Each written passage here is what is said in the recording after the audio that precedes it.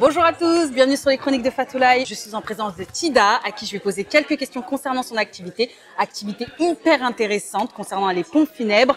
Tida, comment tu vas? Je vais bien, ça va, merci. Et toi? Bah moi ça va, top.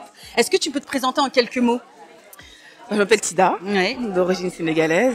Et comme tu as pu l'expliquer il y a quelques instants, je tiens une pompe funèbre sur Paris. Sur Paris. Voilà, dans le 18e, depuis à peu près 2 ans. D'accord. Voilà. Ok, ça fait 2 ans que tu as commencé. C'est ça. D'accord. Et est-ce que tu as été confrontée à certains problèmes à l'ouverture de tes pompes funèbres?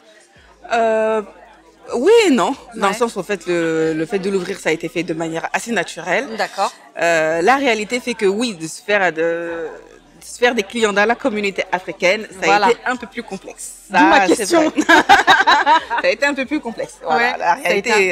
ça a été un peu plus difficile. Oui. Parce que c'est vrai que, mais comment cette idée, moi j'ai vraiment envie de savoir comment cette idée était venue. Parce que ce truc de créer, enfin c'est pas anodin, des pompes funèbres musulmanes, rapatriement, enfin c'est... Pour faire simple, j'avais l'envie de me lancer dans l'entrepreneuriat. D'accord.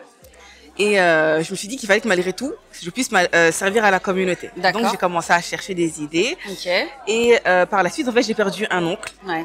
Donc une personne s'est présentée chez nous, a discuté avec mon père et il est parti. Ouais. Et donc par la suite, j'ai demandé à mon père qui est-ce que c'était. Ouais. Et il m'a expliqué que c'était le monsieur qui allait s'occuper de rapatrier le corps de mon oncle. D'accord. Et malheureusement, j'avais fait le triste constat que dans l'entrepreneuriat, que ce soit alimentaire, des habits, etc., on passe toujours par des étrangers. Ouais. Et de me dire que même dans la mort, on était des assistés, Ouais. je me suis dit, il y a vraiment un souci. Et je me suis dit, pourquoi pas peut-être me lancer dans ce domaine-là. D'accord. Voilà. Et au final, enfin, pompe funèbre, c'est-à-dire que vous gérez même tout ce qui est administratif au niveau du rapatriement, tout ce qui est administratif, vous gérez tout. Comment ça se passe en fait? Juste brièvement, juste pour savoir. On s'occupe de tout. Ça veut dire que la famille, elle se présente à nous, Ouais. en nous expliquant la situation, qu'est-ce qu'elle souhaite. Et on s'occupe de la partie administrative, le choix du cercueil, le rapatriement, le billet d'avion, même le billet d'avion pour l'accompagnant. L'accompagnant. Voilà, on D'accord. s'occupe de vraiment de tout et même des fois de la logistique sur le terrain. Ah ouais, ok, top. Voilà. Et est-ce que tu as des perspectives d'évolution pour ta société? Ou pour toi-même, hein, bien sûr. On l'espère.